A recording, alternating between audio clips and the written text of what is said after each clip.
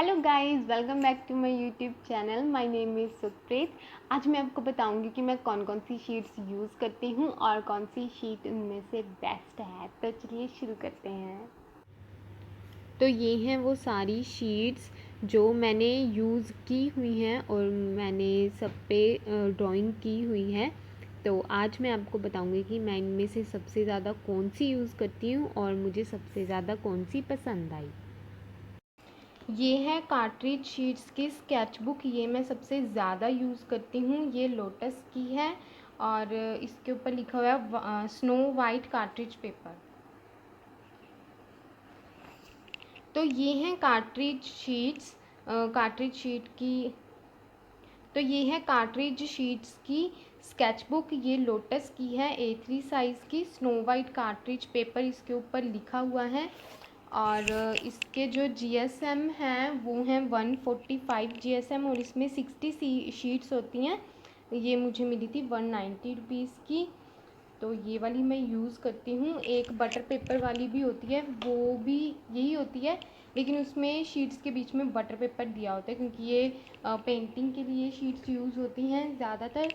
तो मुझे तो स्केचिंग के लिए इनको निकाल निकाल के यूज़ करना था, तो मैंने विदाउट बटर पेपर वाली ली है।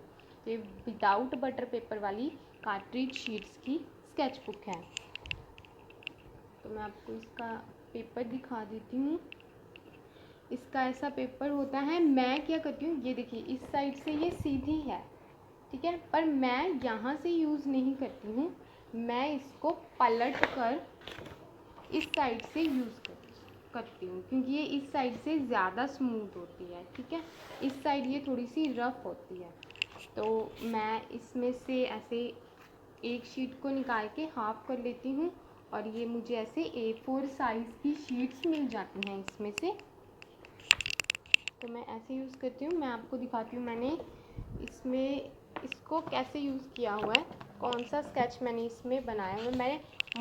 मैं कार्ट्रिज शीट्स ही यूज़ करती हूँ अपने ज़्यादातर स्केचेस के लिए। तो मैं आपको एक तो दिखा देती हूँ। एक मैंने ये बनाया हुआ है इस पर, देखिए। पहले मैं सिर्फ कार्ट्रिज शीट्स ही यूज़ करती थी, लेकिन अब मैं और शीट्स भी ट्राई कर रही हूँ। तो ये वो वाली शीट्स हैं जिस पर मैंने अपनी मोस्टली प्रैक्टिस की है। और ये वाली शीट्स की मैं इतनी ज़्यादा यूज़ टू हो गई थी, जब मैंने आइवरी फर्स्ट टाइम यूज़ की थी तो मुझसे उस पर काम नहीं हो रहा था, तो मुझे थोड़ा सा टाइम लगा उसको सीखने में। तो ये इस शीट का क्या होता है, हल्का सा ना तो ये रफ़ होती हैं और ना ही ये स्मूथ होती हैं, ये मीडियम सरफेस आ जाता है। और जब हम इसके ऊपर स्ट्रोक्स बनाते हैं तो इसके ऊपर देखिए ब्लैक शेड्स उतना ही डार्क आता है। अगर आप रफ़ पे बनाओगे तो उस पर बहुत ज़्यादा डार्क स्ट्रोक्स आएंगी। अगर आप स्मूथ पे बनाओगे आपकी जो स्ट्रोक्स हैं पेंसिल की वो लाइट हो जाएंगी। लेकिन ये जो मीडियम वाला है इसमें सही रहता है, मतलब आपको स्मूथनेस भी मिलती है टेक्सचर में और आप डार्क भी बना सकते हो एरियाज़। तो ये वाली मैंने इसके ऊपर बनाई थी और मेरे जो इंस्टाग्राम पेज के ऊपर स्टार्टिंग वाले नहीं कह सकते, मिड वाले जो स्केचेस हैं वो सारे के सारे इन्हीं शीट्स पर बने हुए हैं। तो सबसे पहले हम उन शीट्स के बारे में बात करते हैं जो मैंने सबसे ज़्यादा यूज़ की हैं। वो हैं कार्ट्रिज शीट्स। ये मैंने प्रैक्टिस के लिए इन शीट्स का बहुत ज़्यादा यूज़ किया है। ये मैं लोटस कंपनी की यूज़ करती हूँ। ये A3 साइज़ की स्केच बुक है जिसके ऊपर लिखा है स्नो वाइट कार्ट्रिज पेपर। और इसके प्राइस की बात कर लेते हैं। ये इसमें लिखा हुआ है 60 पेजेस, लेकिन इसमें से जो शीट्स होती हैं वो 30 निकलती हैं, 30 शीट्स होती हैं। और ये 145 GSM की 30 शीट्स हैं और ये मुझे पड़ी थी 190 रुपीज़ की एक स्केच बुक। और अंदर से भी दिखा देती हूँ मैं आपको कि इसकी शीट्स कैसी हैं। ये देखिए इसकी शीट्स एकदम वाइट हैं। और एक बात मैं आपको बताऊं, एक सीक्रेट है, सीक्रेट तो नहीं है, मैंने बहुत बार बताया हुआ है। ये सीधी इस साइड से है, इस साइड से सीधी है, मतलब इस साइड ड्रॉ होगा। लेकिन मैं क्या करती हूँ, इस शीट को पलट कर इसकी ऑपोजिट साइड पे ड्रॉ करती हूँ। इसकी वजह ये है कि जो इस साइड का जो इसका टेक्सचर है वो थोड़ा सा रफ़ होता है और स्मूथ हमें ब्लेंडिंग है, शेडिंग है, वो स्मूथ नहीं मिलती है, इसलिए मैं इसको पलट कर इसकी उल्टी साइड से यूज़ करती हूँ। इस साइड से ये थोड़ा सा ज़्यादा सॉफ्ट होता है, स्मूथ होता है, तो यहाँ पर जो शेडिंग है, ब्लेंडिंग है, वो हमें स्मूथ मिलती है। और मैं ये जैसे कि A3 साइज़ की है, लेकिन मैं प्रैक्टिस करती हूँ A4 साइज़ पर, तो मैं एक शीट को फाड़ कर इसमें से उसका हाफ़ कर लेती हूँ, तो मुझे ऐसे 2 A4 साइज़ की शीट्स मिल जाती हैं। A4 और A3 या जो भी आपने साइज़ की शीट का मेजरमेंट आपने पता करना है, तो गूगल पर आप उसे सर्च कर सकते हो। वहाँ पे आपको मेजरमेंट्स भी मिल जाते हैं कि A4 का क्या साइज़ होना चाहिए, A3 का क्या होना चाहिए। तो आप अपनी जो आपके पास स्केच बुक है या शीट्स हैं, आप उनका फाइंड कर सकते हो कि उनका साइज़ क्या है।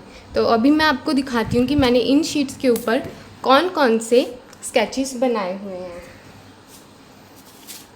इन शीट्स पे तो वैसे मैंने बहुत सारे स्केचेस बनाए हुए हैं, लेकिन मैं आपको 2 दिखाती हूँ। उनमें से ये वाले हैं, मैंने ये वाले इसलिए सिलेक्ट किए हैं क्योंकि ये मेरे बहुत ही रिसेंट वाले ही हैं, जिन पे मैंने बहुत मेहनत की हुई है।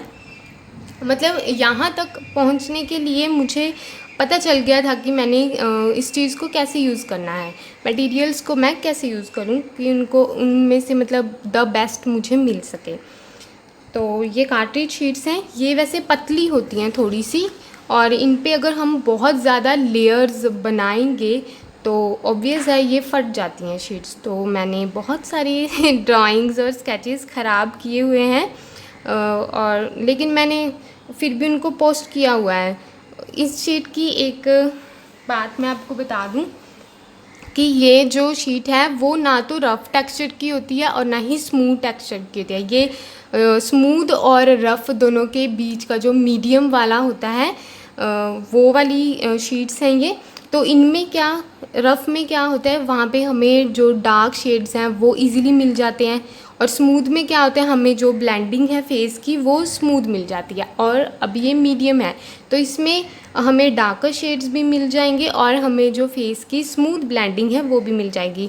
तो जो लोग भी पूछते हैं कि स्मूथ ब्लेंडिंग के लिए क्या करें, तो शीट का जो टेक्सचर है, ऑब्वियस सी बात है कि वो भी बहुत ज़्यादा मैटर करता है, और पेंसिल की क्वालिटी, और आप कौन कौन से ब्लेंडिंग टूल्स यूज़ कर रहे हो, कैसे यूज़ कर रहे हो, कैसे आपने पेंसिल को यूज़ किया है, बहुत सारी चीज़ों पे डिपेंड करता है, सिर्फ एक चीज़ के ऊपर डिपेंड नहीं करता। तो अभी इनके थोड़े से फ़ायदे बता दूं कि इसके ऊपर हमें बहुत ज़्यादा डार्क शेड्स मिल जाती हैं, बहुत स्मूथ ब्लेंडिंग मिल जाती है, और देखने में देखिए जब रिज़ल्ट आता है तो हमारा रिज़ल्ट भी बहुत अच्छा होता है। मैंने कलर्स भी इसके ऊपर यूज़ किए हुए हैं, तो कलर्स के हिसाब से भी ये अच्छी रहती हैं। कलर्स के लिए भी पेंसिल कलर्स यूज़ किए हैं, ग्रेफाइट के लिए भी बहुत अच्छी हैं ये वाली शीट्स। तो ये वाली मैंने बहुत ज़्यादा यूज़ की हैं अपनी प्रैक्टिस के लिए। तो अभी हम बात कर लेते हैं इन शीट्स के ड्रॉबैक्स की, मैं आपको साथ साथ में बताती जाऊंगी। इस शीट का ड्रॉबैक ये है कि ये 145 GSM की है, ठीक है। ये बहुत ज़्यादा मोटी शीट नहीं है, तो इसके ऊपर बहुत ज़्यादा अगर लेयरिंग करेंगे तो शीट फटनी स्टार्ट हो जाएगी, और हो सकता है आप फाइनल लेयर पे हों और आपकी शीट ख़राब हो जाए तो आपकी पूरी ड्राइंग भी ख़राब हो जाती है। तो एक तो ये इसका ड्रॉबैक है। दूसरा ये है कि ये शीट ना पूरी साफ़ नहीं है, मतलब जैसे हमें फेस के लिए चाहिए होती है कि एकदम क्लियर वाइट शीट हो, है तो ये वाइट, लेकिन इसके बीच में कहीं कहीं पे कुछ कुछ आ जाता है, जैसे मतलब ये अच्छे से बनाई नहीं गई है।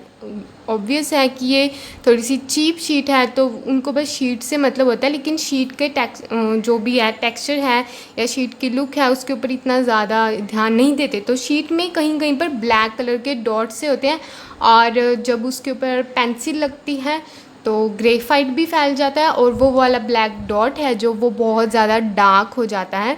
और तीसरा ये है कि इसके ऊपर जब हम यूज़ करते हैं ब्लेंडिंग टूल्स, स्पेशली जब मैं टिश्यू यूज़ करती हूँ, तो हमारे हाथों में क्या होता है, पसीना आ ही जाता है ना, गर्मियों की वजह। तो हम टच तो करेंगे ही, हम कितना भी बचा लें, कभी कभी शीट को हम टच कर देते हैं, तो जब उस टच किए हुए एरिया के ऊपर हम लोग ग्रेफाइट की लेयर लगा के उसको टिश्यू पेपर के साथ ब्लेंड करते हैं तो वहाँ पर एक पैच पड़ जाता है, तो उसको डील करना बहुत ज़्यादा मुश्किल हो जाता है।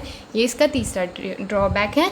वैसे ये सस्ती हैं, प्रैक्टिस के लिए अच्छी हैं, मैंने अपनी सारी प्रैक्टिस इसके ऊपर ही की है, तो ये मेरे लिए बहुत बढ़िया शीट्स हैं। तो मैं आज भी प्रैक्टिस के लिए इन्हीं शीट्स का यूज़ करती हूँ।